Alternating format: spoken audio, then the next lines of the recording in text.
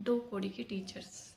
अंजना जी, आप शायद सही कह रहे हो, क्योंकि ये दो कौड़ी के टीचर्स ही हैं जो ऐसे बच्चों को पढ़ा रहे हैं जो कचरा बीनते हैं, जो किसी के घर में बर्तन मांजते हैं।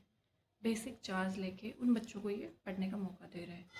तो शायद ये दो कौड़ी के ही हैं, क्योंकि एजुकेशन लेने का हक तो उनको है जिनके पास बहुत सारा पैसा है, जो वीआईपीज़ हैं, जो कोचिंगों में 2-2 डेढ़-डेढ़ लाख रुपए फीस भरने की कैपेसिटी रखते हैं।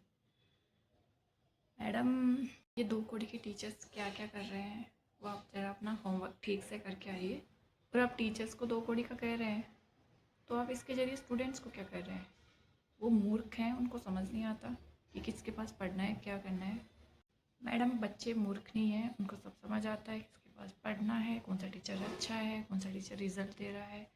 तो प्लीज़ हमारी इतनी चिंता करनी छोड़ दीजिए, और जो देश के मुद्दे हैं जिनको वास्तव में अटेंशन की ज़रूरत है, आप उनकी तरफ ध्यान लगाइए। नीट का पेपर लीक हुआ, बहुत सारे पेपर लीक हो रहे हैं, अब अथॉरिटीज़ पे सवाल नहीं उठा रही है, अब टीचर्स को ये कह रही हैं।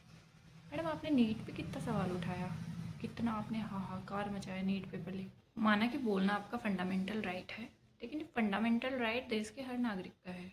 तो इसी राइट का यूज़ जब कोई और नागरिक कर लेता है तो उसके खिलाफ क्या क्या केसेस लगाए जाते हैं, क्या क्या किया जाता है, ये आप जानती हैं।